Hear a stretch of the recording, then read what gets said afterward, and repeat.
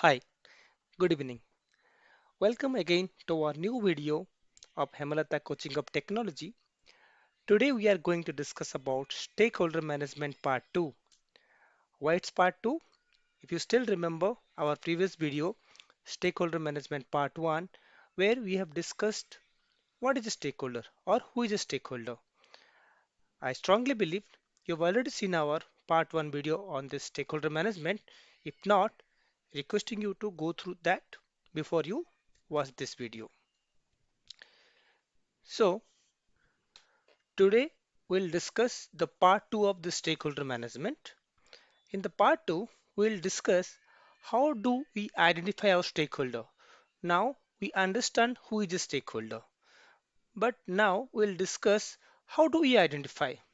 Example, if I join a new organization as a business analyst or as any role like tester, developer, right? I need to understand who all are my stakeholder. For that, I need to follow some techniques. So what are those techniques?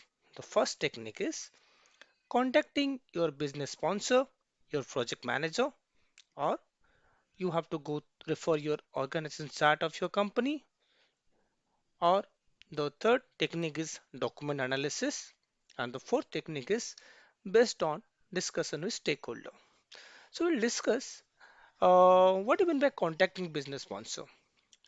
Suppose I joined a XYZ company and after my onboarding, when HR hand over me to my project manager, then I can probe my project manager regarding my stakeholder. I can ask him or her who all are my stakeholder and what is my team and who all are going to part of my team.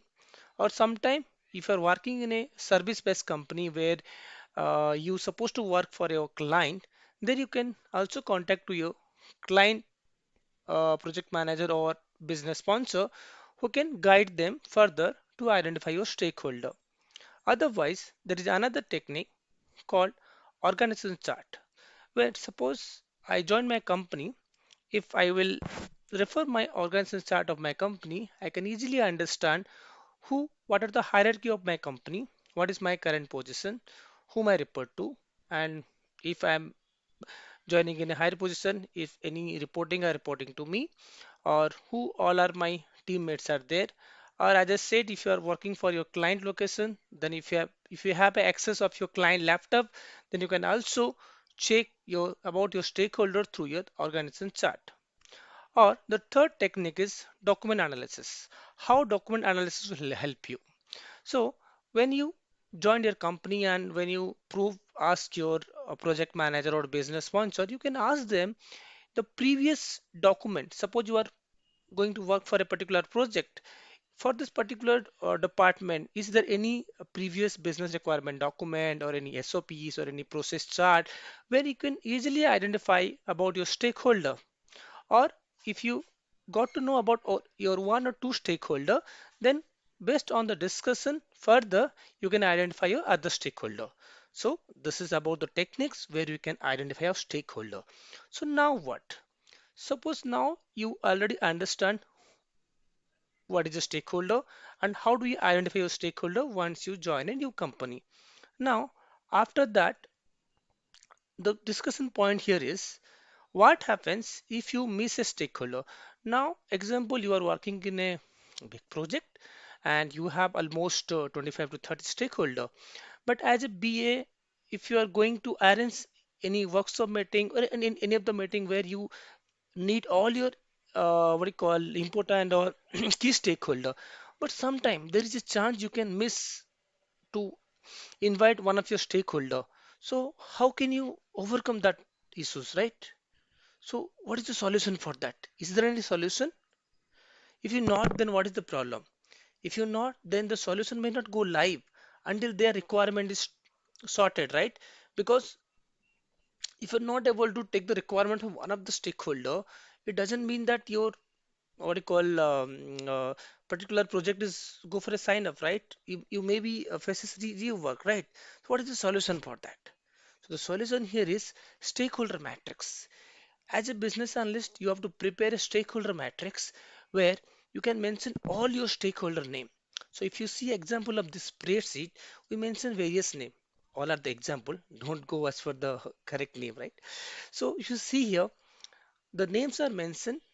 After that, the roles are mentioned, their contact details, their impact, their influence. So as a business analyst, now you know whose impact is very high, whose impact is medium, whose impact is low according to the influence.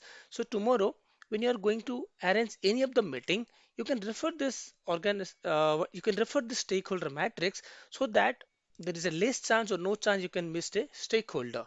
Or sometime whenever you want to meet any of your stakeholder whose impact is very high or low, according to this stakeholder matrix, you can contact them, right? So this stakeholder matrix will help you. So now I think for the stakeholder management, we have already discussed two things. Who is a stakeholder? Then in today's part two, we discussed how we can identify your stakeholder, and if you miss a stakeholder, what is the solution for that?